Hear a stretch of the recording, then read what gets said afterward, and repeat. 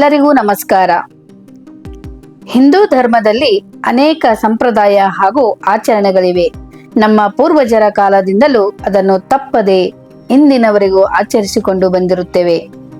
ಆದರೆ ಅದರ ನಿಜವಾದ ಮಹತ್ವವನ್ನು ತಿಳಿದಿರುವುದಿಲ್ಲ. ಪವಿತ್ರವಾದ ವಿಭೂತಿ ಹಚ್ಚುವುದರಿಂದ ಸಿಗುವ ಪ್ರಯೋಜನಗಳೇನು? ಹಣೆಗೆ ಹಚ್ಚಿಕೊಳ್ಳುವ 3 ಗೆರೆಯ ಅರ್ಥ, ವಿಭೂತಿಯ ಉಪಯೋಗ, ವಿಭೂತಿಯ ಒಂದು ಸುಂದರವಾದ ಕತೆ, ವಿಭೂತಿಯ ಅರ್ಥ ಮತ್ತು ವಿಭೂತಿಯ ಶಕ್ತಿ ಎಂತಹದು ಎಂಬುದನ್ನು ತಿಳಿದುಕೊಳ್ಳೋಣ.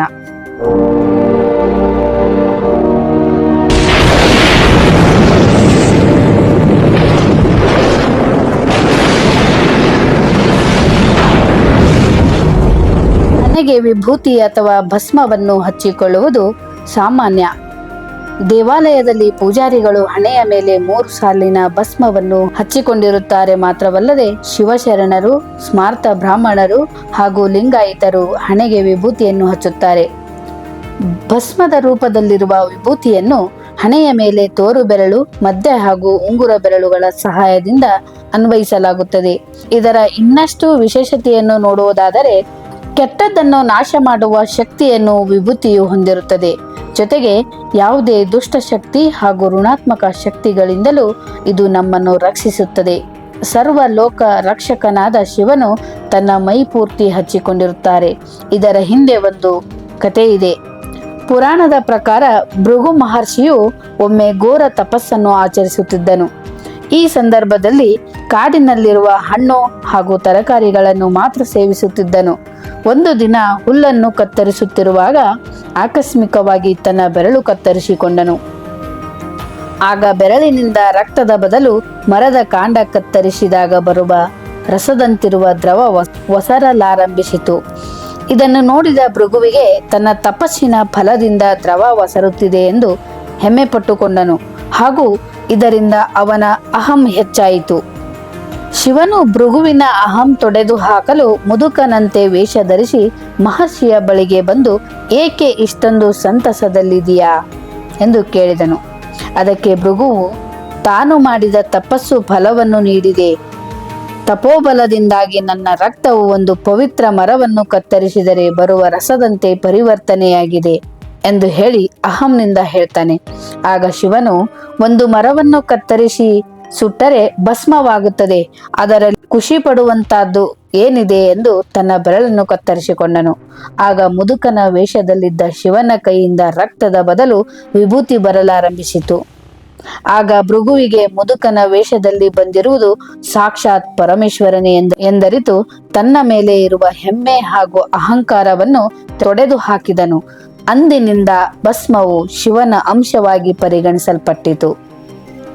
ಶಿವನ ಅಂಶವಾಗಿರುವ ವಿಭೂತಿಯನ್ನು ಈ ಕಾರಣದಿಂದಾಗಿ ಬಹಳ ಪವಿತ್ರವೆಂದು ಪರಿಗಣಿಸಲಾಗುತ್ತದೆ. ಹಾಗಾಗಿ ಇಂದಿಗೂ ಹಿಂದೂ ಧರ್ಮದಲ್ಲಿ ಅನೇಕರು ದುಷ್ಟಶಕ್ತಿಗಳನ್ನು ದೂರವಿಡಲು ಹಾಗೂ ನಕಾರಾತ್ಮಕ ಆಲೋಚನೆಗಳನ್ನು ದೂರವಿರಿಸಲು ಭಸ್ಮ ಅಥವಾ ವಿಭೂತಿಯನ್ನು ಹಚ್ಚಿಕೊಳ್ಳುತ್ತಾರೆ. ಇನ್ನು ವಿಭೂತಿಯ ಅರ್ಥ ಏನಂತಂದ್ರೆ, ನಮ್ಮ ಪಾಪಗಳನ್ನು ನಾಶ ಮಾಡಬೇಕು ಹಾಗೂ ಆಶೀರ್ವಾದ ಮಾಡಬೇಕೆಂದು ದೇವರನ್ನು ಸ್ಮರಿಸುತ್ತಾ ಪ್ರಾರ್ಥನೆ ಮಾಡುವಾಗ ಹಣೆ ಹಾಗೂ ದೇಹದ ವಿವಿಧ ಭಾಗಗಳಲ್ಲಿ ಹಚ್ಚಿಕೊಳ್ಳುವ ವಿಭೂತಿ ಪವಿತ್ರವಾದದು. ಆದರೆ ಯಾವುದೇ ವಸ್ತುವಿನ ಸುಟ್ಟ ಬೂದಿಯು ವಿಭೂತಿಯಾಗುವುದಿಲ್ಲ. ಹಾಲು, ತುಪ್ಪ, ಜೇನುತುಪ್ಪದ ಜೊತೆಗೆ ಹಸುವಿನ ಸಗಣಿಯನ್ನು ಸುಟ್ಟ ನಂತರ ಉಂಟಾಗುವ ಭಸ್ಮವನ್ನು ಪವಿತ್ರ ವಿಭೂತಿ ಎಂದು ಕರೆಯಲಾಗುತ್ತದೆ. ಇದು ಶಿವನ ಆರಾಧನೆಯಲ್ಲಿ ಬರುವಂತಹ ಒಂದು ತತ್ವ ಮತ್ತು ಸಂಸ್ಕಾರವಾಗಿದೆ ಅಂತ ಹೇಳ್ಬೋದಾಗಿದೆ. ಈ ವಿಭೂತಿಯ ಶಕ್ತಿ ಯಾವ ರೀತಿ ಇದೆ ಅಂತಂದ್ರೆ, ವಿಭೂತಿಯನ್ನು ಧರಿಸುವವನಿಗೆ ಆಧ್ಯಾತ್ಮಿಕ ಶಕ್ತಿ ಲಭಿಸುತ್ತದೆ. ವಿಭೂತಿ ಎಂದರೆ ಮಹಿಮೆ. ಇದನ್ನು ಹಚ್ಚಿಕೊಳ್ಳುವವರಿಗೆ ತೇಜಸ್ಸು ನೀಡುತ್ತದೆ. ಅನಾರೋಗ್ಯ ಮತ್ತು ನಕಾರಾತ್ಮಕ ಶಕ್ತಿಗಳಿಂದ ರಕ್ಷಣೆ ನೀಡುತ್ತದೆ. ಪ್ರಕೃತಿಯ ಉನ್ನತ ಶಕ್ತಿಯನ್ನು ಆಕರ್ಷಿಸುತ್ತದೆ. ವಿಭೂತಿಯ ಇನ್ನೊಂದು ಅರ್ಥವೆಂದರೆ ಗುಣಪಡಿಸುವ ಶಕ್ತಿ.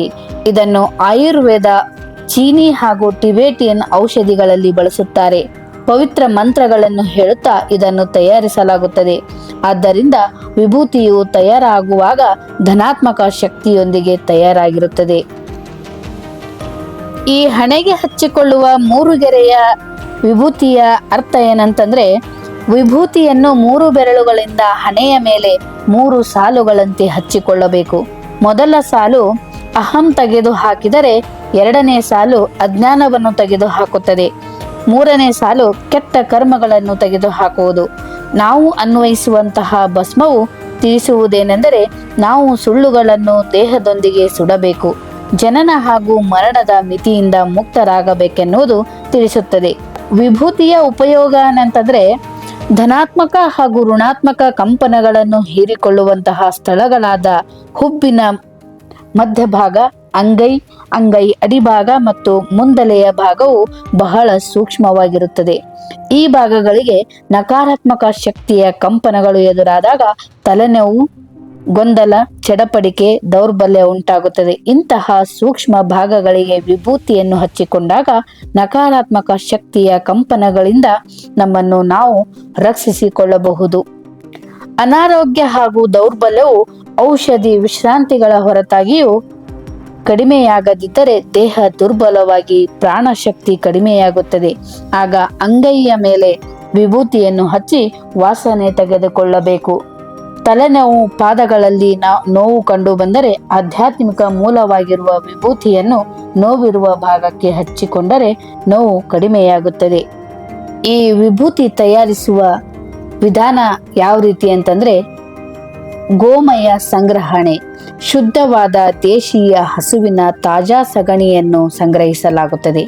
ಸಗಣಿಯನ್ನು ಸಣ್ಣ ಚಪ್ಪಟೆ ಉಂಡೆಗಳನ್ನಾಗಿ ಮಾಡಿ ಬಿಸಿಲಿನಲ್ಲಿ ಸುಮಾರು 1 ವಾರದ ಕಾಲ ಚೆನ್ನಾಗಿ ಒಣಗಿಸಲಾಗುತ್ತದೆ.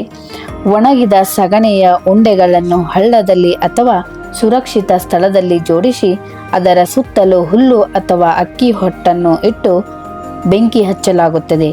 ಸಗಣಿಯು ಸಂಪೂರ್ಣವಾಗಿ ಸುಟ್ಟು ಬೂದಿಯಾಗಲು ಕೆಲವು ದಿನಗಳವರೆಗೆ ಅದನ್ನು ಬಿಡಲಾಗುತ್ತದೆ. ಶುದ್ಧೀಕರಣ ಉಂಟಾದ ಬೂದಿಯನ್ನು ತಣ್ಣಗಾದ ನಂತರ ಸಂಗ್ರಹಿಸಿ ನಯವಾದ ಬಟ್ಟೆಯ ಮೂಲಕ ಜರಡಿ ಹಿಡಿದು ಶುದ್ಧವಾದ ಬಿಳಿ ವಿಭೂತಿಯನ್ನು ಪಡೆಯಲಾಗುತ್ತದೆ. ಈ ವಿಭೂತಿಯ ಮಹತ್ವ ಏನಂತಂದ್ರೆ, ವಿಭೂತಿಯು ದೇಹದ ಶಕ್ತಿಯನ್ನು ನಿಯಂತ್ರಿಸುತ್ತದೆ ಮತ್ತು ಪೂಜಾ ಸಮಯದಲ್ಲಿ ಹಣೆಗೆ, ಆಜ್ಞಾಚಕ್ರ, ಗಂಟಲು, ವಿಶುದ್ಧ ಚಕ್ರ ಮತ್ತು ಎದೆಯ ಮಧ್ಯಭಾಗದಲ್ಲಿ ಅನಾಹತ ಚಕ್ರ ಧರಿಸಲಾಗುತ್ತದೆ. ಇದು ಆಧ್ಯಾತ್ಮಿಕ ಅನುಭವವನ್ನು ಹೆಚ್ಚಿಸುತ್ತದೆ. ಒಮ್ಮೆ ಒಬ್ಬ ವಿದೇಶಿಗ ಮಠದಲ್ಲಿ ಬಂದು 10 ರೂಪಾಯಿ ಕೊಟ್ಟು ವಿಭೂತಿ ಖರೀದಿಸಿದ. ಅಲ್ಲಿಯೇ ಹತ್ತಿರದಲ್ಲಿದ್ದವರನ್ನು ಕೇಳಿದ, ಇದಕ್ಕೆ ಎಕ್ಸ್ಪೈರಿ ಡೇಟ್ ಇದೆಯಾ ಎಂದು ಕೇಳಿದ. ಅದಕ್ಕೆ ಅಲ್ಲಿದ್ದ ವ್ಯಕ್ತಿ ಆ ವಿದೇಶಿಗನಿಗೆ ಹೇಳಿದರಂತೆ, ಇಲ್ಲ, ಇದಕ್ಕೆ ಎಕ್ಸ್ಪೈರ್ ಡೇಟ್ ಇರುವುದಿಲ್ಲ, ಆದರೆ ಇದನ್ನು ದಿನಾಲೂ ಹಣೆಗೆ ಹಚ್ಚಿಕೊಳ್ಳುವುದರಿಂದ ನಿನ್ನ ಎಕ್ಸ್ಪೈರಿ ಡೇಟ್ ಸಹ ಮುಂದಕ್ಕೆ ಹೋಗುತ್ತದೆ ಅಂತ ಹೇಳಿದರಂತೆ. ಜೈ ಗುರು ಬಸವೇಶ, ಹರ ಹರ ಮಹಾದೇವ, ಶರಣು ಶರಣಾರ್ಥಿ. ಕೊನೆಯದಾಗಿ ಬಸವಣ್ಣನವರು ಬರೆದಿರುವಂತಹ ಒಂದು ಸುಂದರವಾದ ವಚನವನ್ನು ಹೇಳಿ ಈ ವಿಡಿಯೋನ ಮುಗಿಸ್ತಾ ಇದ್ದೇನೆ. ನನ್ನ ಕೈಯಲ್ಲಿ ಇಷ್ಟಲಿಂಗವಿರುವಾಗ ನಾನೇಕೆ ಹಸ್ತರೇಖೆಯನ್ನು ನಂಬಲಯ್ಯ? ನನ್ನ ಹಣೆಯಲ್ಲಿ ವಿಭೂತಿ ಇರುವಾಗ ನಾನೇಕೆ ಹಣೆ ಬರಹವನ್ನು ಮೆಚ್ಚಿಕೊಳ್ಳಲಯ್ಯ? ಕೂಡಲ ಸಂಗಮ ದೇವನು ನನ್ನಲ್ಲಿರುವಾಗ ನಾನೇಕೆ ಊರ ದೇವರ ಹುಡುಕಲಯ್ಯ? ಇಷ್ಟು ಸುಂದರವಾದ ವಚನವನ್ನು ಬಸವಣ್ಣನವರು ಬರೆದಿದ್ದಾರೆ. ಈ ವಿಡಿಯೋ ಇಷ್ಟವಾಗಿದ್ದಲ್ಲಿ ಲೈಕ್, ಕಮೆಂಟ್, ಶೇರ್ ಮಾಡುವುದರ ಮುಖಾಂತರ ನಮ್ಮನ್ನು ಇನ್ನಷ್ಟು ಹೆಚ್ಚಿನ ವಿಡಿಯೋಗಳನ್ನು ಮಾಡಲು ಪ್ರೋತ್ಸಾಹಿಸಿ. ಧನ್ಯವಾದಗಳು.